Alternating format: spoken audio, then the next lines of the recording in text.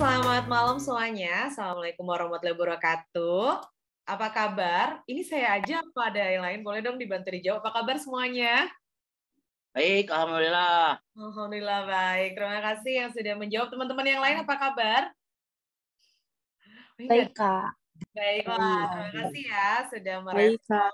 Oke, wah mantap. Terima kasih. Ini ada beberapa yang sudah saya kenal, yang lainnya member-member Love Yourself Indonesia, dan juga teman-teman lain yang baru bergabung di talk show-nya Love Yourself Indonesia. Nih, Love Yourself Indonesia masih konsisten bikin event webinaran dikala mungkin di Indonesia sekarang lagi udah mulai kegiatannya offline lah ya. Jadi mudah-mudahan nanti ke depannya Love Yourself Indonesia bisa bikin kegiatan offline lagi.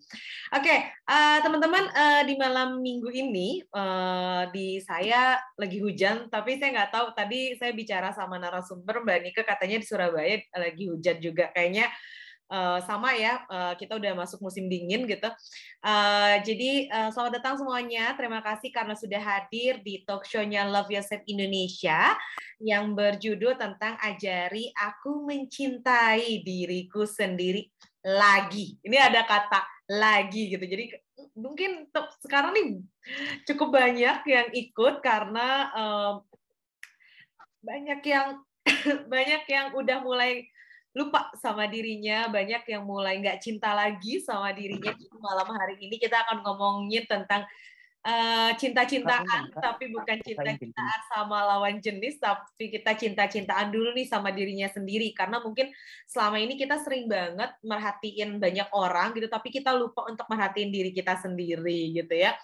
Jadi sebelumnya saya ucapkan juga terima kasih kepada media partner, ada Bincang Psikologi, kemudian ada Puan dan Suri yang on top, kemudian juga ada dari Aksara Jiva, dan juga dari Mengenal Diri yang sudah menjadi media partner pada event kita malam hari ini. Nah, malam hari ini kita akan bahas kupas tuntas tentang mencintai diri. Jadi tadi kalau misalnya teman-teman dengar apa kabar semuanya, karena kebetulan saya nggak di Indonesia saat ini, jadi kita beda 2 jam. Saya di Cina dan teman-teman di Indonesia. Jadi mudah-mudahan nggak jadi penghalang, karena menurut saya sekarang untuk kegiatan atau aktivitas apapun, jarak bukan lagi hambatan untuk bisa kita belajar bareng-bareng. Jadi harapannya dimanapun teman-teman berada, bisa belajar bareng-bareng sama Love Yourself Indonesia malam hari ini. Dan kalau misalnya teman-teman nanti mau nanya sama pembicara, nanti akan ada sesi tanya-jawab, teman-teman bisa langsung tanya dengan raise hand, atau bisa juga dengan open mic. Nah, jadi malam hari ini aku nggak sendirian nih teman-teman. Malam hari ini aku bareng sama psikologku yang udah lama cuti gitu ya. Jadi lama cuti akhirnya muncul kembali, udah deh akhirnya dijadiin pembicara aja gitu ya, biar manasin mesin. Jadi kalau misalnya mobil atau kendaraan ini harus dipanasin lagi mesin. Jadi kita akan manasin lagi nih mesinnya Mbak Nike. Jadi teman-teman perkenalkan, ini adalah Mbak Yunike Setiawati, MPSI psikolog. Beliau merupakan lulusan magister psikolog dari Ubaya ya, Universitas Surabaya ya Mbak Nike ya, dengan predikat cum laude ketika lulus. Dan Mbak Nike ini juga buka konseling bukan hanya di Love Yourself Indonesia, tapi di beberapa platform konseling online. Itu ada P-Solution, kemudian ada Bully ID. Jadi Mbak Nike bisa ditemukan dimanapun kalau teman-teman membutuhkan layanan konseling dengan Mbak Nike gitu ya, atau bisa juga di Love Yourself Indonesia. Dimanapun itu, kalau teman-teman butuh bantuan, segera datang ke profesional. Oke. Nah, selain itu juga Mbak Nike hari ini akan membahas kayaknya kupas tuntas tentang si self love ini. Nah, saya mau nanya dulu nih Mbak Nike, apa kabar? Baik. Sudah membaik ya, betul-betul. Membaik ya, setelah lama. Berapa lama ya? 4 bulan? Oh, lebih, hampir 6 bulan. 6 bulan lebih malah justru. Wih, mantap ya Mbak Nike, recovery hampir 6 bulan lebih gitu ya. Tapi puji Tuhan sekarang sudah kembali sehat, dan mudah-mudahan sehat terus ya Mbak Nike ya, tanpa ada. Ya kita pengen, karena ternyata yang paling mahal itu adalah kesehatan ya. Bukan hanya kesehatan jiwa, bukan hanya kesehatan fisik, tapi ternyata kesehatan jiwa juga sama gitu ya. Ini sesuai dengan malam hari ini yang kita bahas adalah kita bahas tentang mencintai diri. Dimana kayaknya nih Mbak Nike, aku pribadi nih pas aku pindah gitu ke sini, kayak ngerasa, aduh, aku nggak ngerti mereka ngomong apa. Gitu.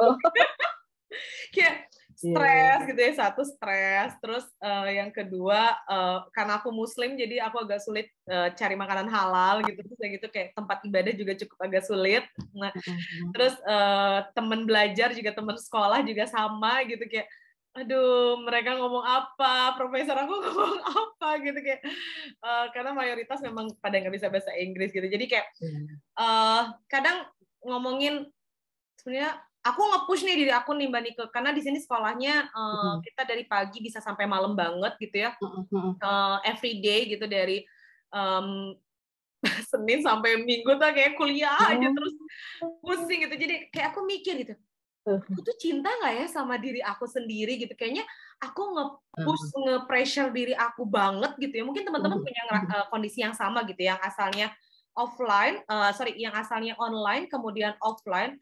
Tunggu, ini aku agak yang asalnya offline kemudian yang asalnya online kemudian offline, itu kan bikin stres. Nah, begitu juga dengan kita yang sekarang mungkin yang udah saya biasa online nih, tiba-tiba harus offline ketemu, harus bangun pagi lagi, masuk jam 7 pagi, atau misalnya saya harus adaptasi lagi nih sama bos saya yang baru, saya tuh harus adaptasi lagi nih sama pekerjaan saya yang ini tuh bikin gak safe loh. Atau mungkin ibu-ibu yang jadi ibu rumah tangga, atau misalnya bapak rumah tangga, atau yang ngebantuin istrinya di rumah, ini cukup agak kesusahan juga gitu. Saya nggak punya me time nih, saya nggak punya, gimana saya bisa, apa sih konsep mencintai diri? Karena kalau bisa ditanyain sama orang, lo udah cinta belum sih sama diri lo sendiri? Ya gue udah cinta, tapi pas pulang, pas sendiri, kita ngerasa kosong, kita ngerasa sepi, kita ngerasa hampa gitu ya.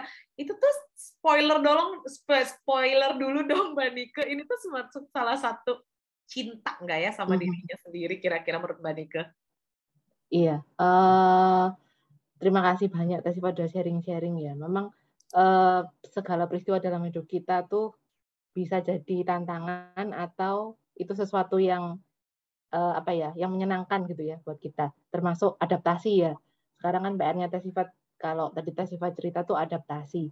Nah, adaptasi itu selalu challenging atau selalu menantang gitu ya, apalagi yang berubah banyak dari online ke offline, lalu bahasa, iklim mungkin juga berubah, budaya terutama. Nah, itu tadi yang jadi challenge dan rasanya adaptasi apapun itu memang jadi membuat kita tuh kewalahan kadang gitu ya. Jadi akhirnya tuh lupa memberi ruang ke diri sendiri untuk memproses segala kepanikan gitu ya. Kalau kewalahan itu kan emosinya banyak banget, ada panik, ada kadang terus ngerasa terdesak gitu ya. Kayak kita menilai diri sendiri, aku mampu nggak ya gitu. Padahal di awal kita pede, bisa, aman, ternyata yang kita hadapi itu di luar bayangan gitu ya. Jadi bisa ada panik, stres, pasti tertekan, frustrasi, sedih karena mungkin di sana kayak tadi contohnya Tesfa sendirian gitu ya. Nah, itu kan jadi PR-PR emosional. Nah, tapi ketika kita tuh sibuk problem solving gitu ya, sibuk mikir gimana cara keluar dari tantangan-tantangan ini, kita tuh lupa dengan memproses diri kita, memproses emosi terutama. Nah, jadi malam ini sih saya berusaha seaplikatif mungkin gitu ya. Jadi nggak di awang-awang, karena self love itu sebetulnya kan konsep yang tinggi gitu ya, high in the sky. Itu susah sekali kalau kita nggak betul-betul aplikatifnya itu gimana sih menerapkannya gitu ya. Nah, hari ini saya cukup beruntung, tadi saya sudah banyak sharing dengan teman-teman member LIS gitu ya, lewat konseling, lewat tadi ada support group.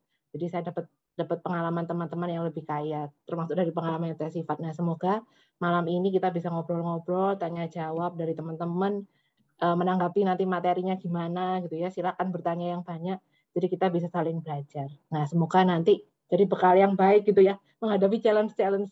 Karena kalau kita sibuk itu memang ya akhirnya jadi nggak mindful, benar, jadi lupa. Jadi kita lupa sama diri sendiri ya Mbak Nike ya? Betul, iya. Karena sibuk, padahal sebenarnya sibuk itu ya diri kita loh ya. Aktor utamanya tuh kita, tapi terus jadi lupa memproses yang perlu kita proses sebetulnya. Apa perlu di let go kah? Kita ambil sesuatu yang positif kayak gitu.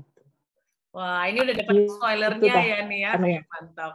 Ini kita udah dapat spoilernya nih teman-teman. Jadi sebenarnya mungkin teman-teman sekarang sedang merasa kelelahan sama dirinya gitu. Tadi saya buka dengan cerita saya dulu sebelum teman-teman bercerita gitu, karena saya merasa bahwa tiap orang ini punya challenge-nya masing-masing gitu ya. Pilihan-pilihan hidupnya gitu, challenge-nya masing-masing. Tadi saya spoiler di awal tentang Mbak Nike yang cuti cukup lama karena sakit, itu juga pasti bikin mungkin selama ini saya nggak cinta sama diri saya, mungkin selama ini saya terlalu keluar, ataupun cerita saya. Nah, nanti teman-teman boleh banget sharing dan cerita tentang dirinya teman-teman. Kenapa nih teman-teman sudah mulai kehilangan cinta sama dirinya sendiri gitu? Apakah mungkin teman-teman selama ini terlalu ngasih banyak ke orang lain terus lupa sama dirinya sendiri? Atau bisa jadi teman-teman mungkin merasa bahwa saya kosong nih, saya hampa nih, saya kehilangan banyak hal di dalam diri saya, bahkan saya nggak kenal sama diri saya. Nah, ini udah waktunya nih teman-teman, malam hari ini kita akan ngobrol seru, tapi sebelum sesi tanya jawab, nggak tepat kayaknya kalau misalnya kita nggak nyimak dulu materi dari Mbak Nike. Oke, Mbak Nike udah ready ya? Sudah. Oke, sip. Kalau misalnya sudah ready, teman-teman silakan disimak, boleh sambil rebahan, boleh duduk, apapun yang membuat teman-teman nyaman. Nanti kalau misalnya mau sesi tanya jawab, teman-teman tinggal raise hand atau bisa langsung open mic gitu ya. Oke, waktu dan tempat saya persilakan Mbak Nike. Oke, siap. Oke, teman-teman, ini saya mulai untuk sharing screen ya. Oke. Bentar. Semoga semua sinyal lancar jaya ya. Apakah sudah kelihatan? Sudah? Aman? Aman. Oke, siap. Bisa besarin dulu. Ya, jadi sesuai tema hari ini tadi ya yang sudah kita beri spoilernya. Sudah terlihat besar belum ya, Teh? Sudah ya? Oke. Di aku aman. Aman ya? Oke, di sini soalnya masih inian biasa, belum full screen. Sudah full screen ya, Teh? Sudah, Mbak Nike. Oke, siap. Jadi hari ini saya juga memberi tagline sendiri gitu ya. I love you, me gitu ya. Jadi aku cinta kamu, diriku gitu ya. Jadi karena ini memang topik bahasan utamanya adalah mencintai diri. Nah, seperti biasa saya kasih definisi dulu sebetulnya supaya tadi yang konsep high in the sky itu lebih mudah diterapkan gitu ya. Jadi sebetulnya self love itu adalah perjalanan gitu ya, journey. Berarti adalah proses. Perjalanan berarti kan kemana gitu ya, mau jalan-jalannya. Nah, perjalanannya menuju ke dalam diri sendiri gitu ya. Untuk tujuannya untuk memahami, kemudian mengenal, mengasihi diri sendiri gitu ya. Tadi sudah disampaikan lewat podcastnya adalah self compassion gitu ya. Self compassion itu konsep yang mirip dengan self love. Jadi mengasihi diri seutuhnya dengan segala kelebihan, kelemahan, kebaikan, keburukan gitu ya, karena Tuhan pasti menciptakan kita seimbang. Nggak mungkin kebaikannya lebih banyak dari keburukannya atau keburukannya banyak, kebaikannya sedikit. Pasti Tuhan tuh ngasih bekal yang seimbang untuk kita gitu ya. Jadi kita perlu untuk melihat itu. Dan akhirnya ketika kita sudah bisa melihat diri atau sudah menemukan diri kita seimbang gitu ya, akhirnya kita bisa mencintai diri atau mengasihi diri, menerima diri tanpa syarat atau unconditional. Itu yang paling penting gitu ya dari proses perjalanan mencintai diri sendiri. Nah, proses mencintai diri sendiri ini juga enggak stagnan teman-teman, tapi terus berproses sepanjang hidup. Karena di masing-masing fase hidup kita tuh pasti tantangannya beda-beda gitu ya. Tantangan usia 20-an nanti akan beda dengan usia 30-an. Beda lagi dengan 40-an, 50-an yang mungkin nanti sudah masuk manula, ada usia menikah, punya anak, atau mungkin challenge-challenge untuk dalam bekerja gitu ya, challenge dalam studi, misalnya kita meneruskan studi seperti yang tadi dialami Teh Sifat gitu ya, meneruskan studi yang lebih tinggi lagi. Nah, itu kan tentunya punya challenge-nya sendiri. Oleh karena itu, sadar atau nggak sadar, kadang-kadang kita tuh, atau mungkin bahkan sering gitu ya, kita sering memberi syarat pada diri sendiri. Gitu. Jadi syaratnya saya baru bisa mengapresiasi diri kalau misalnya saya sudah bisa mencapai gaji gitu ya, kalau teman-teman yang kerja 30 juta. Kalau sebelum itu berarti aku nggak sukses, jadi aku nggak berharga gitu ya. Atau saya baru menilai diri saya cantik, ganteng gitu ya, atau berpenampilan yang baik kalau kulitnya sudah bling cling, bening mulus kayak artis Korea misalnya. Atau apa kalau misalnya saya berharga kalau sudah berhasil masuk ke perusahaan yang multinasional gitu ya. Jadi kita selalu memberi syarat-syarat yang akhirnya menghambat kita untuk segera berproses gitu ya. Karena menunggu syarat ini terpenuhi dulu. Nah, itulah yang biasanya menghalangi kita untuk segera melakukan proses ini. Padahal hidup ini terus berjalan gitu ya dengan challenge-nya. Nah, sebetulnya manfaatnya apa gitu ya? Kalau kita mau menjual sesuatu tuh, ini loh manfaatnya, ini benefitnya. Jadi kita jadi mau melakukan gitu ya. Jadi manfaatnya banyak banget. Tadi sudah sebagian besar sudah disinggung oleh Teh Sifat. Yang pertama adalah mengenal, kita jadi mengenal pasti, kemudian memahami diri secara utuh, kemudian punya mental dan fisik yang lebih sehat, kemudian punya produktivitas yang sehat gitu ya. Jadi kita melakukan aktivitas sehari-hari sesuai dengan peran kita. Apakah kita ini pekerja, seperti saya juga ibu rumah tangga gitu ya, atau mahasiswa seperti Teh Sifat, atau mungkin teman-teman lain yang punya banyak peran lain dalam hidupnya gitu ya, multi role gitu ya. Nah, ketika kita bisa melakukan tugas-tugas kita, kemudian di dalam berbagai peran itu dengan sehat, seimbang artinya, yang melakukan tugas-tugas tapi juga di satu sisi merawat diri, nah itu artinya kita sudah melakukan produktivitas yang sehat. Kemudian yang berikutnya, benefitnya adalah kita bisa menjalin relasi yang lebih sehat dengan orang lain. Jadi karena kita sudah memenuhi gitu ya gelas emosional kita sendiri gitu ya, bisa memenuhi kebutuhan diri kita sendiri, akhirnya kita juga bisa hadir gitu untuk orang lain. Kita bisa jadi provider juga, provider kasih untuk orang lain. Akhirnya relasi kita dengan orang lain juga lebih sehat. Kemudian yang berikutnya adalah menemukan, nah ini outcome terbesar gitu ya yang kita cari sebetulnya adalah menemukan kedamaian dalam diri sendiri. Nah, memang catatannya nih ya, saya mencatat ada 2 hal. Yang pertama, nggak ada shortcut dalam proses self-love gitu ya. Pasti takes time, pasti butuh waktu. Karena proses itu nggak ada yang gampang, pasti ada naik turun, jatuh bangun gitu ya. Jadi nggak ada shortcut. Kemudian kalaupun Anda jatuh, it's okay. Karena perjalanan itu pasti nggak sempurna gitu ya. Kalau teman-teman bayangin perjalanan dari kayak saya dari Surabaya ke Bandung misalnya atau ke Jakarta misalnya, sedikit banyak pasti ada halangan-halangan atau hambatan, masalah yang kita hadapi.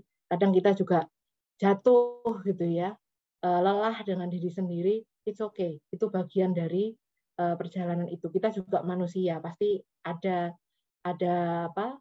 Kelelahan, ada kelemahan yang mungkin terekspos selama perjalanan itu kita lakukan.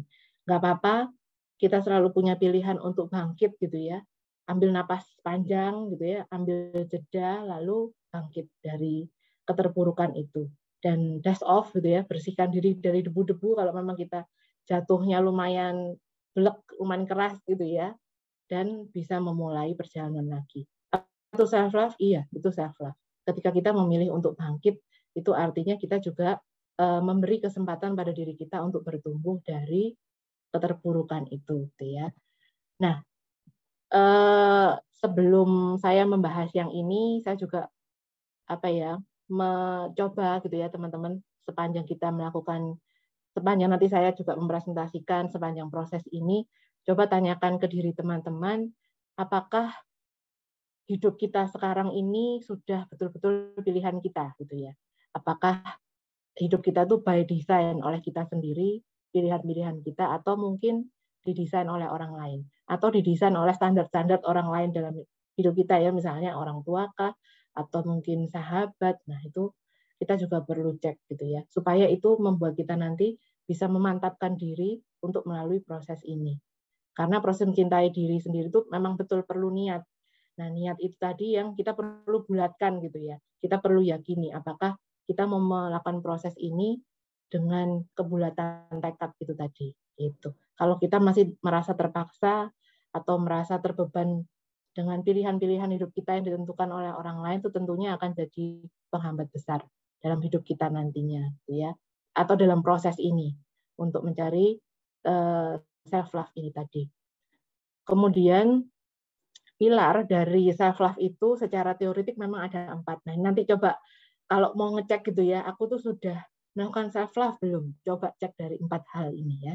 Yang pertama self awareness, itu yang nomor 1. Jadi kita perlu menyadari diri, amati diri dulu gitu ya. Lalu menyadari pikiran kita, perasaan kita, kemudian bagaimana pengaruh dari pikiran itu pada emosi dan perilaku. Karena pasti 3 hal itu sangat berkaitan gitu ya.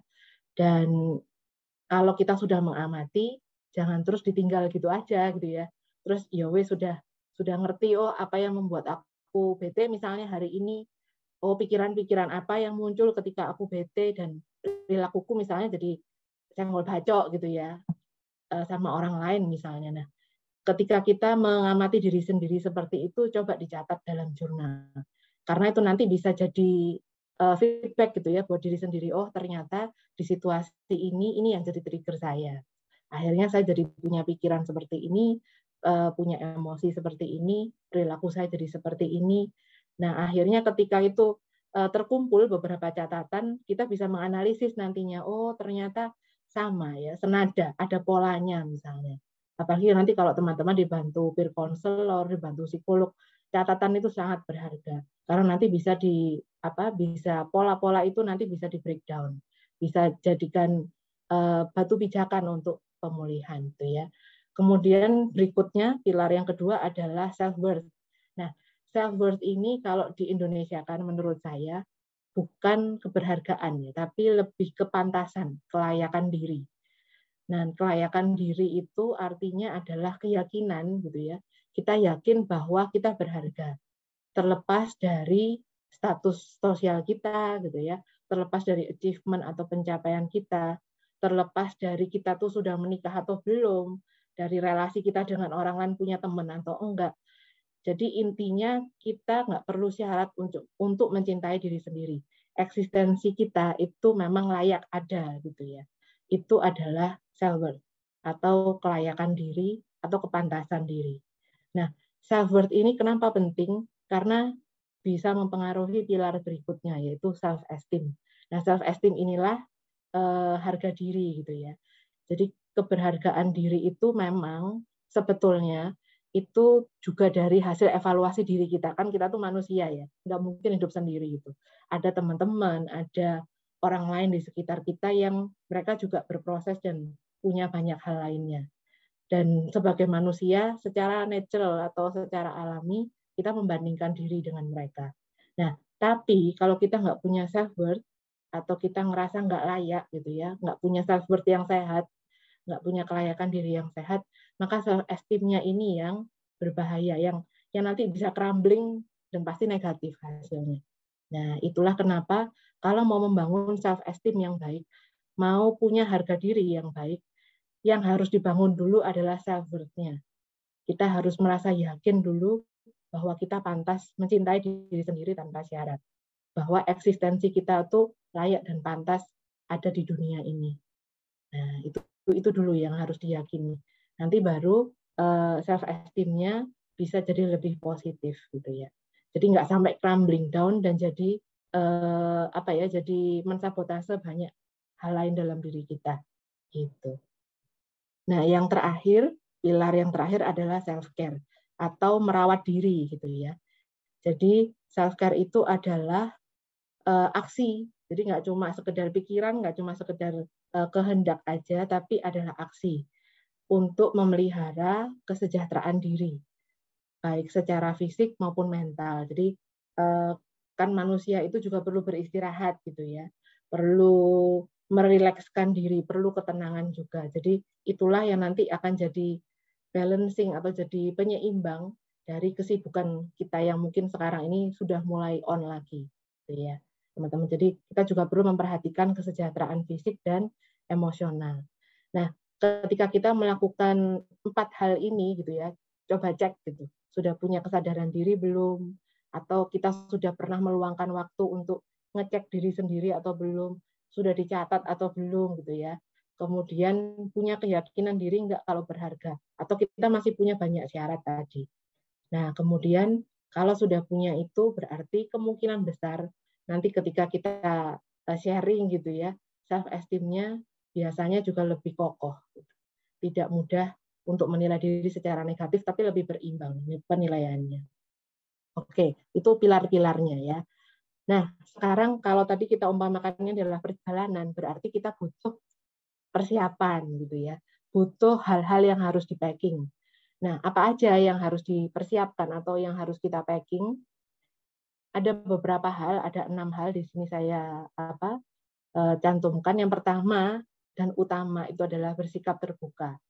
Nah, bersikap terbuka ini butuh keberanian ya. Tadi dari support group saya dapat kata-kata emas itu adalah keberanian.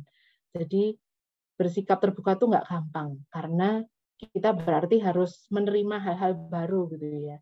Kadang-kadang kita juga ada ketakutan, kita juga ada kekhawatiran untuk menerima informasi, untuk mencoba hal-hal baru, merasakan pengalaman baru. Nah, itulah yang jadi challenge gitu ya untuk sikap terbuka ini. Jadi ya udah nggak perlu memaksakan diri. Kalau misalnya memang itu butuh waktu untuk menyesuaikan diri misalnya ya nggak apa-apa.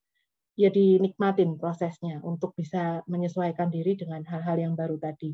Dan ambil yang positif gitu ya, ambil yang sesuai dengan kebutuhan kita dan tidak mensabotase. Itu yang paling penting gitu ya.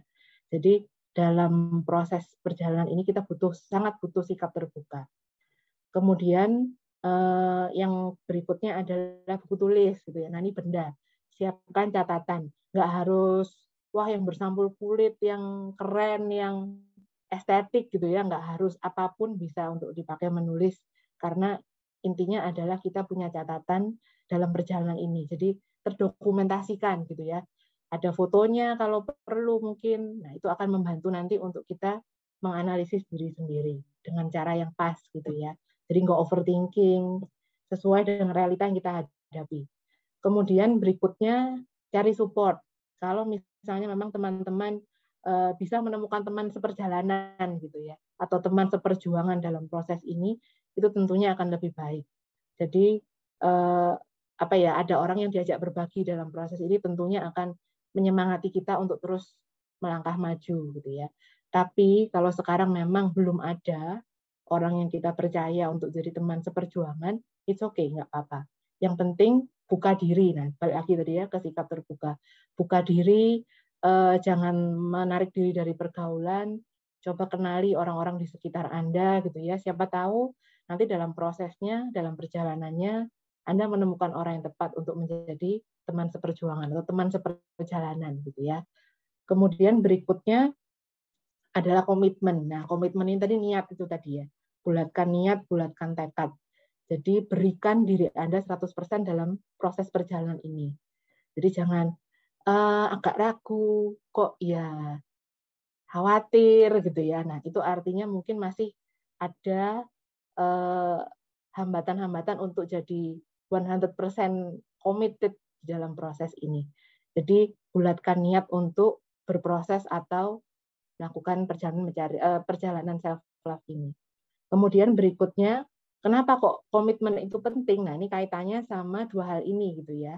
Yang pertama, nanti Anda akan diminta untuk meluangkan waktu untuk berlatih. Nah, ini tadi. Karena self love ini adalah proses, jadi pasti ada latihan-latihannya. Ada jatuh bangunnya tadi gitu ya. Karena nanti akan kita masuk ke diri sendiri, melakukan inner work atau latihan dengan diri sendiri. Jadi perlu ada waktu khusus yang diintensikan atau yang diniatkan untuk memproses diri sendiri. Gitu. Terserah teman-teman, dijadwalkan misalnya mau seminggu 3 kali boleh, seminggu 2 kali juga boleh. Yang penting di jadwal itu Anda betul-betul menyiapkan diri gitu ya untuk berproses. Kemudian komitmen ini juga penting untuk persisten gitu ya, supaya Anda terus mau melangkah maju.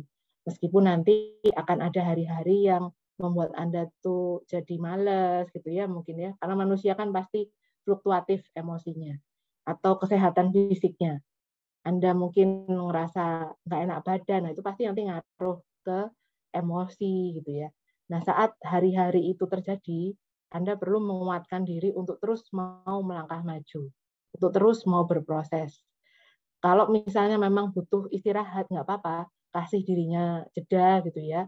Oke, kalau misalnya dari seminggu ini saya sudah targetkan 3 hari misalnya untuk melakukan latihan-latihan, karena mungkin capek, oke 2 kali gitu ya. Jadi nanti yang 2 kalinya tetap dilakukan. Jadi bukan berarti terus self-love jadi memukul diri sendiri lagi gitu ya. Padahal kebutuhannya sebetulnya memberi jeda karena mungkin di saat itu sedang banyak peristiwa hidup yang menguras emosi kita, gitu ya teman-teman. Jadi memang perlu bersikap terbuka dan fleksibel dalam proses ini. Oke, nah itu apa yang harus kita lakukan. Nah, sekarang coba kita kenal pos-posnya. Nah, kalau kita berjalan tuh, atau kita naik gunung misalnya ya, itu kan kita ketemu checkpoint atau ketemu pos pertama, pos kedua gitu ya. Nah, pos pertama yang kita jumpai dalam perjalanan masuk ke diri sendiri, itu adalah tubuh gitu ya, yang bisa kita pegang, kita rasakan. Nah, ketika kita ketemu tubuh, apa yang harus dilakukan? Nah, yang nomor 1 adalah hadir sepenuhnya atau being present to your body atau being present in your body gitu ya. Jadi hadir sepenuhnya dalam tubuh kita artinya sadar betul bahwa jiwa kita tuh menjejak. Kalau orang menjejak itu kan ada bekas telapak kakinya gitu ya. Artinya memang betul-betul sadar gitu, betul-betul berbekas dalam tubuh kita bahwa jiwa kita tuh hadir di sini saat ini gitu ya, present time. Nah, caranya bagaimana? Itu kan lagi-lagi konsep high in the sky gitu ya. Caranya bagaimana? Nah, karena ini kaitannya dengan tubuh, maka kita bisa lakukan latihan-latihan ini dalam kebiasaan sehari-hari yang juga nggak jauh dari kebutuhan tubuh kita. Dari makan gitu ya, dari kegiatan mandi, kemudian jalan-jalan, bahkan bernapas gitu ya, kita nggak mungkin nggak napas. Kalau nggak napas berarti nanti mungkin 5 menit lagi masuk ke rumah sakit gitu ya, atau pingsan. Jadi pasti hal-hal yang berkaitan dengan tubuh ini yang nanti kita olah dalam latihan-latihan. Ini saya sudah cantumkan beberapa hal gitu ya, teman-teman bisa baca. Bagaimana kalau nanti kita mandi, apa sih yang harus kita lakukan misalnya. Oh, kita bisa mendengarkan gemericik suara air. Entah teman-teman mau pakai shower, mau pakai gayung, pasti akan ada suara airnya gitu ya. Pasti ada biur atau kericik-kericik. Nah, itu yang kita perlu memusatkan panca indera kita dalam proses mandi ini. Jadi kita bisa memusatkan telinga gitu ya, memusatkan pendengaran kita untuk mendengarkan suara air, kemudian merasakan dinginnya air atau tetesan-tetesan air itu jatuh di tubuh kita, di kulit kita gitu ya.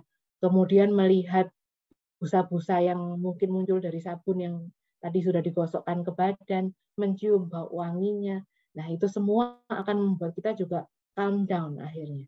Betul-betul kita hadir waktu kita mandi. Jadi nggak terus mandi sambil ngelamun terus, aku tadi sudah sabunan atau belum ya? Tadi aku sudah keramas berapa kali ya? Nah, kalau kita nggak mindful bisa jadi seperti itu. Nah, makanya itu perlu dilatih gitu ya, teman-teman. Kemudian berjalan juga seperti itu. Jadi kalau misalnya sumpek gitu ya, merasa terkurung atau merasa rasanya kepingin melepaskan kepenatan gitu ya teman-teman. Mungkin selain kita juga beristirahat, bisa juga dengan berjalan-jalan di alam. Jadi ketika kita jalan coba aktifkan panca inderanya. Itu udah dituliskan dengan cukup detail di yang saya masukkan di PPT ini. Kemudian ketika kita makan pun juga seperti itu. Jadi aktifkan semua panca inderanya, jangan pakai gadget. Nah, termasuk ya ketika jalan tuh juga jangan sambil pakai HP gitu ya. Karena ketika kita mengaktifkan panca indera, kita perlu hadir sepenuhnya. Nah, kalau kita main HP sambil jalan atau main HP sambil makan atau nonton YouTube sambil makan, artinya banyak panca indera kita yang akhirnya nggak bisa on karena fokus kita adalah ke si YouTube ini tadi atau ke HP-nya gitu ya. Nah, padahal mindful itu adalah hadir seutuhnya di dalam tubuh dan indera gitu. Di aktivitas yang kita lakukan gitu ya. Jadi kalau makan ya makan, mandi ya mandi, berjalan di alam gitu. Bernapas, nah itu kita juga bisa menyadari proses napas kita gitu ya. Ketika kita menyendiri atau kita meditasi misalnya, kita bisa merasakan napas kita di dihirup kemudian dihembuskan perlahan-lahan. Kita bisa berdoa gitu ya. Nah, itu akan membantu kita untuk betul-betul hadir di dalam tubuh kita. Jadi itu pos pertamanya. Kemudian pos kedua yang biasanya nanti kita temui berikutnya adalah pikiran. Nah, ini juga biasanya tricky gitu ya. Karena pikiran ini kan urusannya sama mindset gitu atau urusannya sama pola pikir gitu ya. Nah, coba kita amati di gambar yang sebelah kiri. Ini kan ada 2 gambar ya, teman-teman. Yang di sebelah kiri ini adalah contoh bagaimana ada 2 pikiran gitu ya. Satu di bubble yang warna biru, satunya lagi di bubble yang warna pink gitu ya. Coba teman-teman cek yang mana yang teman-teman sering lakukan, yang di bubble biru atau yang di bubble pink gitu ya. Apakah kalau kita membuat kesalahan, lalu kita memukul diri sendiri gitu ya, langsung generalisasi, emang aku nih selalu mengacaukan banyak hal lah, selalu gagal gitu ya. Jadi akhirnya kita jadi miserable rasanya atau jadi ngerasa down, insecure, perasaan insecure-nya muncul lagi atau ke-trigger gitu ya. Jadi pikiran itu tuh sangat berkaitan dengan perasaan. Dan akhirnya muncul lagi di perilaku gitu ya. Perilakunya apa? Akhirnya ketika kita punya pikiran yang negatif seperti itu, emosinya juga negatif, perilakunya pun juga. Jadi akhirnya menyerah gitu ya, merasa nggak bisa melakukan apa-apa, kemudian kepercayaan dirinya hilang, kemudian jadi merasa dirinya nggak berdaya untuk menolong diri sendiri gitu ya. Jadi untuk supaya pikiran kita jadi lebih sehat gitu ya, lebih seperti mencintai diri sendiri gitu ya, kita perlu mengubah mindset-nya. Nah, coba kita lihat yang pink. Jadi ketika kita membuat kesalahan, memang kita manusia gitu ya, pasti ada kelemahan, punya hal-hal yang membuat kita bisa berbuat salah gitu. Jadi nggak apa-apa kalau kita berbuat salah, it's okay. Karena kita semua pasti pernah bersalah. Jadi apa yang kita pelajari dari kesalahan ini? Pelajaran apa yang bisa kita ambil? Jadi supaya kita bisa move on dan akhirnya perasaan yang muncul juga positif gitu ya. Jadi bisa mengasihi diri sendiri, bisa mengampuni diri sendiri kalau kita melakukan kesalahan, dan akhirnya kita mau mencoba lagi. Jadi nggak menyerah seperti tadi, tapi bisa mau mencoba lagi gitu ya. Kemudian kita lebih percaya diri untuk mencoba kesempatan berikutnya misalnya seperti itu. Jadi pikiran ini sangat mempengaruhi perasaan maupun perilaku kita. Nah, di sebelah kanan ini ada gambar, ada inner critic atau inner coach gitu ya. Jadi pikiran kita tuh bisa jadi inner critic atau bisa jadi inner coach. Kalau inner critic artinya itu tadi, kita jadi hanya meng-highlight hal-hal yang negatif. Dan akhirnya muncul emosi-emosi yang negatif dan keputusan-keputusan yang kita buat pun juga akhirnya mensabotase diri sendiri gitu ya. Kalau inner coach berarti kita dibimbing oleh para atau self talk gitu ya. Biasanya pikiran-pikiran ini muncul di self talk. Kita bisa berbicara yang lebih positif pada diri sendiri dan akhirnya kita jadi lebih punya motivasi untuk melakukan hal yang positif gitu ya. Biasanya seperti itu. Jadi ini yang nanti teman-teman mungkin bisa segera lakukan setelah webinar ini selesai gitu ya, atau setelah talk show ini selesai. Oke, nah perhentian berikutnya atau pos berikutnya adalah emosi. Nah ini juga termasuk yang seringkali kita juga lupakan gitu ya saat kita sibuk. Jadi yang pertama, emosi itu sebetulnya bisa ada beberapa hal yang bisa kita lakukan dengan emosi gitu ya. Yang pertama get stuck gitu ya, di gambar sebelah kiri ini ada yang get stuck atau terhambat emosinya. Jadi kita nggak tahu kita ngerasain apa. Kemudian be suppress tuh artinya ditekan. Jadi kalau tadi sudah nggak bisa ngerasain, yang ini betul-betul tidak mengenali adanya perasaan itu. Jadi karena disupres ya, lebih ditekan lagi ke alam bawah sadar. Atau pilihan yang berikutnya adalah diproses.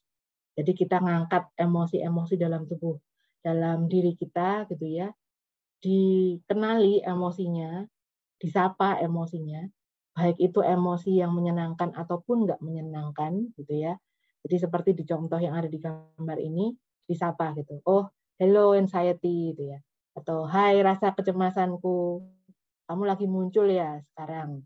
Nah, itu kan artinya kita juga menerima, meskipun kita nggak suka ya ngerasa cemas, rasanya kok nggak ada yang seneng cemas gitu ya. Tapi itu kita perlu sapa, kita perlu kenali, perlu diakui bahwa itu kita rasakan. Kenapa?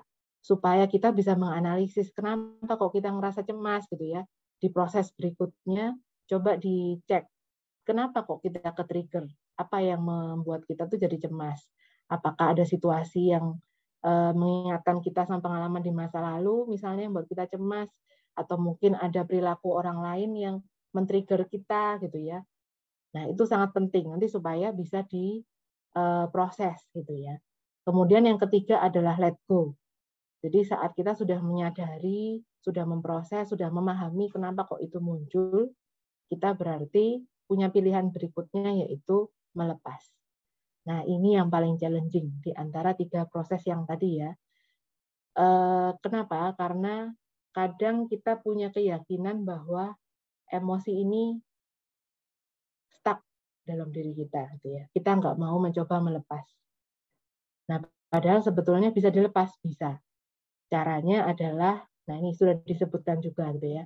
Jadi bisa menaruh satu tangan. Memang ini perlu gerakan, jadi perlu teman-teman lakukan supaya sinkron antara gerakan tubuh, pikiran dengan hati ya. Emosi itu kan biasanya ada di dalam hati kita.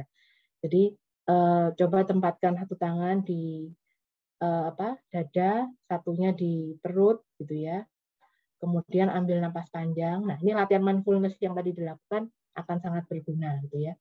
Ambil napas panjang dari hidung, kemudian tahan sebentar, lalu hembuskan dari mulut perlahan-lahan, sepelan mungkin sambil mengatakan pada diri sendiri, boleh out loud, seperti saya nih ngomongnya kedengeran gitu ya, atau dalam hati. Jadi aku melepas emosiku sekarang, apa yang dirasakan. Aku melepas kecemasanku saat ini. Aku melepas ketakutanku, atau aku melepas rasa frustrasiku saat ini. Nah, itu kita mempraktekkan mengasihi diri sendiri tadi.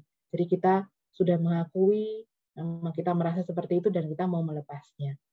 Nah, apa perlu sekali saja gitu ya? Belum tentu, tiap orang kan berbeda-beda.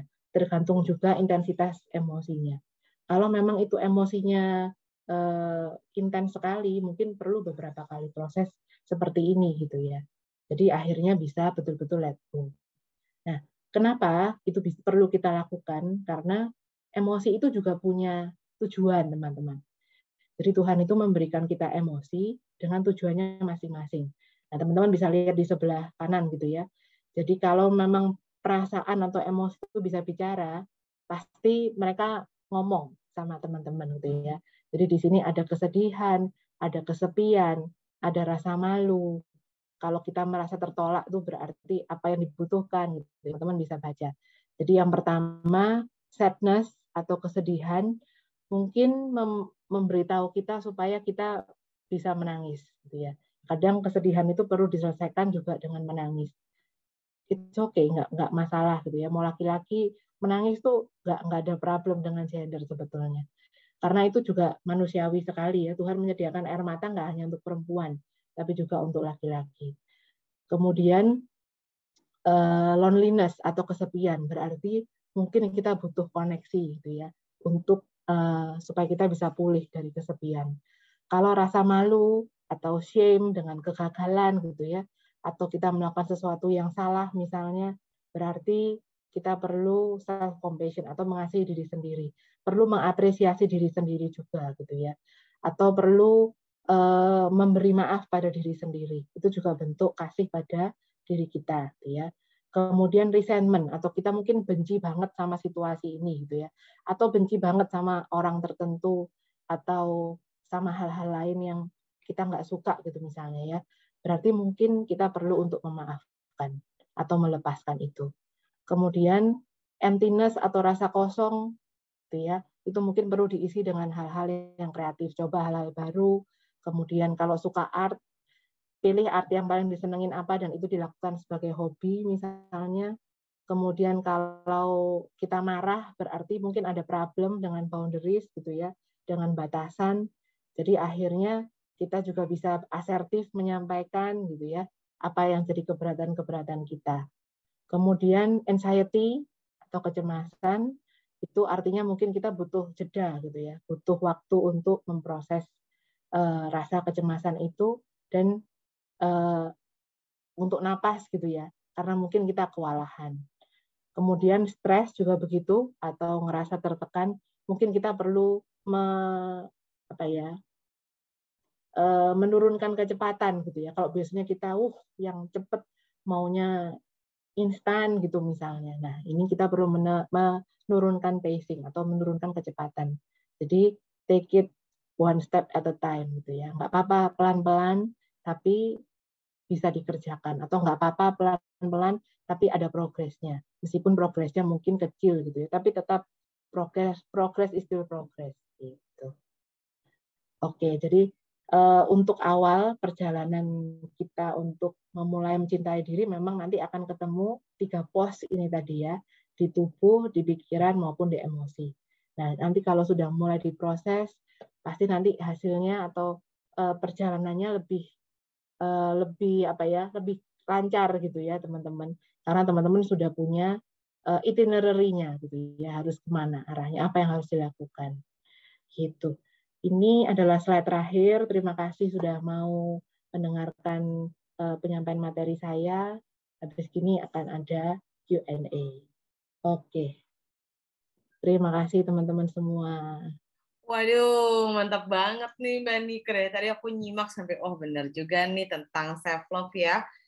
Di mana sebetulnya si self care yang kita lakukan ini adalah bagian dari self love. Jadi ya nggak apa-apa. Karena benar banget sih Mbak Niko, aku ngerasa ya bahwa kita mengenal yang namanya toxic masculinity gitu. Toxic masculinity ini adalah di mana sosok laki-laki itu nggak boleh sedih, harus selalu terlihat kuat gitu ya, berani, apapun gitu. Jadi kayak ngerasa nggak gitu juga, kayak laki-laki sama perempuan punya perasaan yang sama, punya emosi yang sama, tapi kadang culture kita, budaya kita itu menuntut bahwa laki-laki itu tuh apa ya, kasarnya nih kayak banci banget sih, nangis gitu, padahal enggak kok, itu sangat manusiawi gitu ya. Kenapa manusiawi ya, karena dia juga manusia gitu, jadi punya perasaan yang sama. Jadi ya menurut saya itu sesuatu hal yang cukup aneh, dan yang paling penting adalah kita gimana caranya bisa mindful ya Mbak Nike ya, dengan apapun yang kita lakukan. Tadi Mbak Nike udah menyampaikan dengan cara-cara apa yang sangat sederhana supaya kita bisa kenal lagi nih sama diri kita. Mungkin kesibukan-kesibukan yang kita lakukan selama ini, aktivitas-aktivitas yang kita lakukan selama ini, itu bikin kita lupa sama diri kita dan kita jadi nggak cinta sama diri kita. Wah, ini agak sedih ya, apalagi ketika aku nggak tahu nih mau share cerita aku nih ke siapa gitu ya. Aku nggak tahu nih, aku perlu nggak ya cerita ini gitu. Jadi kayak semuanya dipendam sendiri, akhirnya ya sakit buat diri sendiri. Wah, panjang nih kalau aku yang cerita gitu. Jadi kayaknya nih teman-teman, tadi pembahasannya udah banyak banget dibahas sama Mbak Nike. Jadi kalau misalnya teman-teman ada yang mau nanya, boleh yuk ketik di kolom komentar atau boleh acungkan tangannya, raise hand.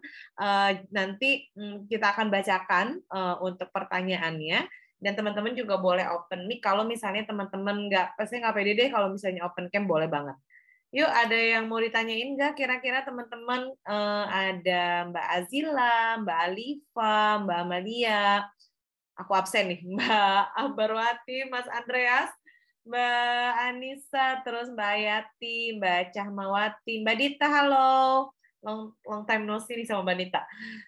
Mbak Emilia, Mbak Fitri, Mbak Ika, Mbak Junita, Mbak Leni, Mbak Lona, banyak banget nih, Mbak Miss nih. Wah, udah ada yang ngacung, siapa nih? Coba kita cek dulu, ada Mbak Ambarwati. Hai Mbak Ambar, boleh open mic atau mau open cam atau mau diketik? Boleh, silakan pertanyaannya. Mau nanya apa nih kira-kira? Selamat malam, terima kasih untuk ilmunya. Aku mau tanya, ini aku baru nyadar sesuatu sih, kayak kemarin beberapa yang lalu tuh aku sadar kalau misalkan aku tuh aku ngerasa aku tuh tidak pantas mendapatkan istirahat sebelum tuh sebelum kayak badan aku beneran udah sakit banget, udah nggak bisa digerakin gitu. Nah itu kan aku menyadari kayaknya karena mungkin aku tinggal sama roommate yang dia itu perfeksionis dan kayak misalkan kalau kayak aku bilang, aduh aku nggak kuat nih, capek gitu. Sebentar ya, terus roommate aku tuh bilang, lu gitu aja masa capek, kalau gue sih begini. Jadi tuh aku tuh ngerasa kayak, aduh jadi tuh jadi memaksakan diriku gitu. Maksudnya aku tuh karena ngelihat dia karena dia membandingkan, aku aja tuh udah begini, masa kamu gitu doang capek sih gini. Padahal tuh badan aku udah nggak kuat misalkan. Tapi tuh pas lagi aku maksain tubuhku, aku ngerasa hati aku tuh berteriak keras banget gitu. Itu tapi kalau misalkan aku ambil istirahat atau misalkan aku beneran lagi sakit gitu, aku tuh kayak kayak nggak tenang gitu loh, kayak aduh gue belum ngelakuin ini, gue belum ngelakuin itu, gue udah gue belum ngelakuin gini, gue nggak pantas istirahat gitu.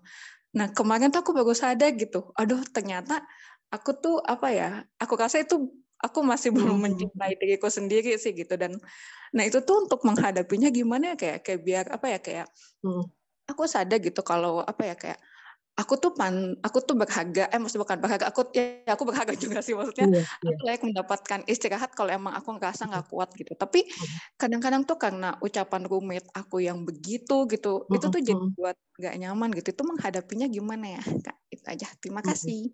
Oke, terima kasih Mbak Ambar untuk sharing dan pertanyaannya. Ini gimana, Teh Sifat langsung Boleh langsung dijawab banget nih Mbak Nike ya.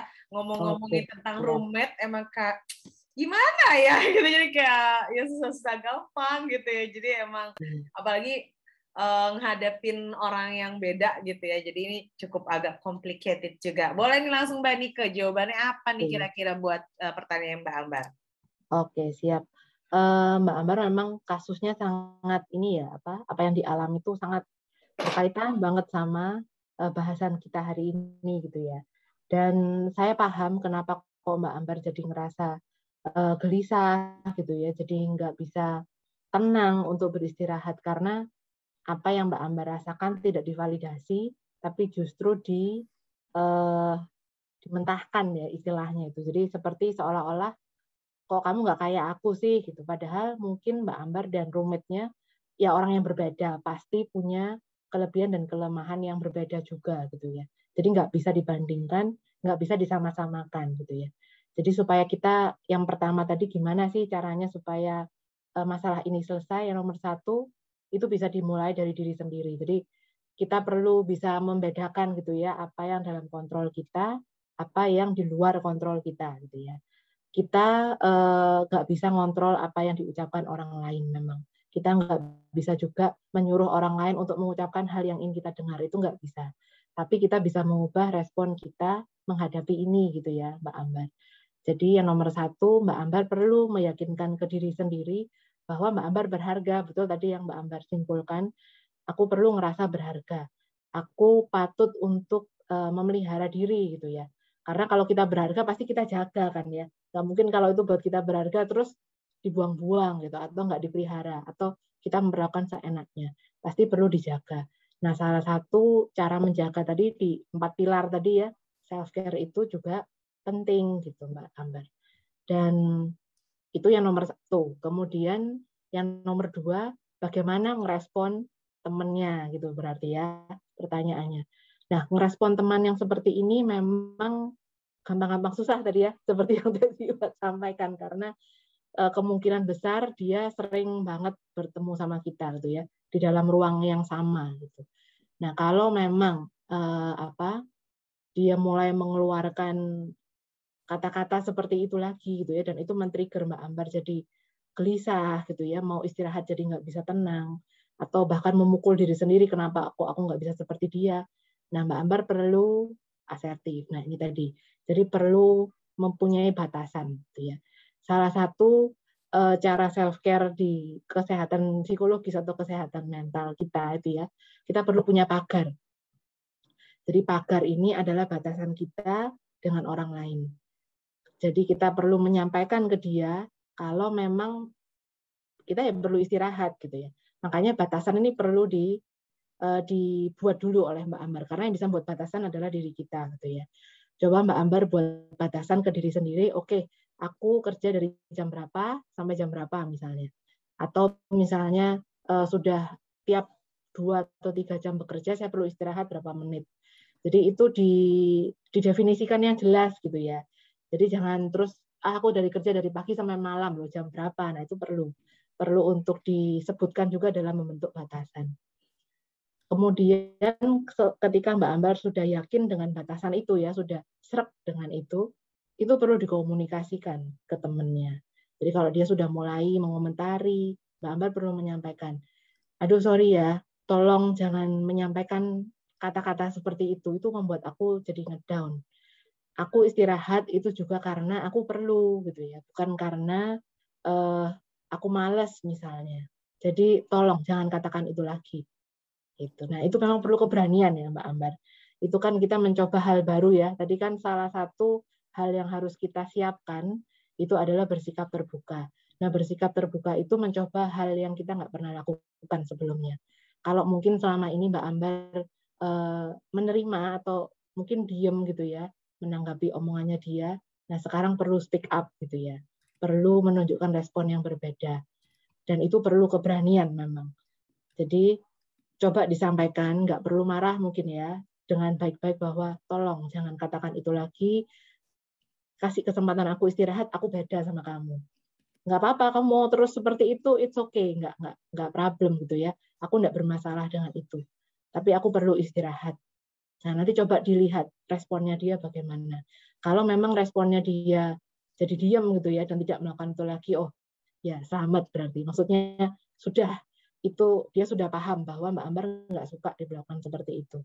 Tapi kalau dia tetap persisten gitu ya, nah mungkin sudah saatnya cari roommate baru Mbak Ambar yang paling nggak memahami Mbak Ambar gitu ya. Atau mungkin nggak perlu pindah kos, mungkin pindah kamar gitu ya, siapa yang lebih cocok. Kalau ditanya loh, kenapa kok pindah kamar? Ya sampaikan aja. Aku sama kamu rasanya nggak cocok deh. Jam aktivitasnya beda misalnya. Aku mau istirahat, kamu belum, tapi kamu terganggu. Nah, itu bisa disampaikan. Jadi biar dia ngeh juga bahwa Mbak Ambar terganggu itu hanya Mbak Ambar juga untuk menyampaikan apa yang jadi keberatan Mbak Ambar. Gitu Mbak Ambar. Ya, jadi Mbak Ambar dan dia sama-sama berharga. So, jaga diri masing-masing dengan batasan yang jelas dan harus berani menyampaikan gitu ya. Kalau nggak disampaikan, nggak akan tahu dia. Gitu. Gimana Mbak Ambar? Oh ya, oke Kakak. Terima kasih, akan aku coba. Sama-sama. Aku tuh pernah kayak aku pernah ngomong ke dia gitu, tapi karena iya nih gara-gara lu nggak ngelakuin ini jadi gue ngelakuin jadi badan gue sakit, jadi aku tuh nggak berani lagi gitu Kak. Tapi nanti akan aku coba lebih tegas lagi gitu. Saya sekarang kan udah lebih mengerti ini dan lebih sadar, jadi aku akan coba. Ya, terima kasih banyak ya Kak ya untuk sama-sama Mbak Ambar. Tunjukkan aja ya ini PPT-nya nanti kalau di-share ya. Di-share ya Teh ya. Ditunjukkan aja bahwa nanti akan di-share. Iya, Mbak Ambar dan dia sama-sama punya hak loh di kamar itu 50-50% gitu ya. Bukan terus dia 75, Mbak Ambar 25 numpang aja, enggak loh ya. Nah, itu jadi sama-sama punya hak untuk speak up masing-masing. Gitu Mbak Ambar. Oke, semoga bisa lancar gitu ya ngobrolnya sama si roommate-nya. Terima kasih. Sama-sama Mbak Ambar. Oke, semangat ya Mbak Ambar ya, karena memang kalau misalnya kita yang namanya juga sharing life gitu ya, mau kayak ya nggak akan nyaman gitu ya. Sama kok, tapi aku nggak di apartemenku, aku nggak tinggal satu kamar gitu, karena aku merasa tadi benar kata Mbak Nike bahwa kita harus punya batasan. Jadi karena saya merasa bahwa kayaknya saya nggak bisa deh kalau sekamar sama orang gitu. Alasannya ya bla bla bla bla, itu batasan. Meskipun beberapa banyak yang ngajakin itu, aku pengen dong seapartemen sama kamu, tapi aku nggak mau gitu ya. Jadi dibilangnya egois, dibilangnya satu egois, dibilangnya kamu kebanyakan uang, padahal nggak juga gitu ya. Kayak uang beasiswa nge-cover seberapa banyak sih, enggak gitu kan. Tapi memang kan kalau kita tinggal, pastikan kita nyaman gitu ya. Satu, nyaman. Dua, tidak mengganggu orang lain. Tiga, juga yang paling penting adalah ketika kita tinggal bareng-bareng sama orang ya bisa saling mengerti satu sama lain gitu. Jadi kalau misalnya Mbak Ambar memang pilihannya ada memilih untuk punya roommate, ini juga harus dibicarakan baik-baik. Jangan sampai cuman yang nyaman adalah temen roommate-nya, tapi yang Mbak Ambarnya tersiksa gitu. Jadi kayak, ya buat apa saya bayar tapi saya tidak menikmati hidup ini gitu. Nah, itu yang paling penting ya Mbak Nike ya. Jadi bahwa kebiasaan orang Indonesia adalah punya perasaan nggak enakan. Iya, sungkan, betul budaya, culture-nya seperti itu. Jadi begitupun ketika saya di sini, saya sungkan tuh mereka aneh gitu. Kenapa? Kamu kalau nggak suka bilang aja. Ya iya juga ya, karena saya kayak nggak suka bilang aja. Kenapa saya harus nggak enak gitu? Tapi ternyata budaya kita mengajarkan kita, atau bukan mengajarkan, menuntut kita pada akhirnya untuk menjadi pribadi yang sungkan. Padahal hak kita untuk menyampaikan sesuatu hal, rasa ketidaknyamanan itu. Jadi ya sampaikan aja kalau teman-teman merasa tidak nyaman itu. Tapi yang paling penting adalah sampaikan itu dengan cara yang baik, di waktu yang tepat, sehingga satu sama lain bisa sama-sama nyaman pada akhirnya. Gitu ya Mbak Nike ya. Mantap. Semangat ya Mbak Ambar ya dengan roommate-nya. Mudah-mudahan aku juga bisa ya punya roommate. Masalahnya aku dari dulu kalau misalnya tinggal nggak mau sharing karena mengurangi beban pikiran. Gitu ya. Oke, seru banget tadi pertanyaan dari Mbak Ambar. Mungkin teman-teman yang lain ada yang mau ditanyain atau sharing-sharing tentang pengalamannya nih, jatuh bangunnya tentang si self love ini, sehingga teman-teman ngerasa tuh kayaknya aku nih dulu cinta banget sama diriku sendiri, kok sekarang kayaknya mungkin teman-teman yang baru kuliah gitu, atau balik lagi kuliah offline, atau yang kerja gitu, saya makin nggak cinta nih sama diri saya sendiri. Nah, boleh nih kira-kira kalau teman-teman ada yang mau nanya. Nah, sambil nunggu teman-teman yang lain nanya, Mbak Nike, ini mungkin yang paling yang paling sering dialami sama teman-teman gitu ya.